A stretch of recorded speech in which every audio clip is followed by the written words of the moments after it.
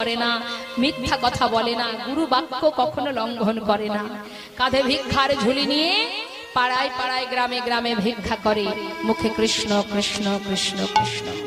কোনদিন ভিক্ষা পায়? প্রতিদিন যদি ভিখারি আসে কে দেবে?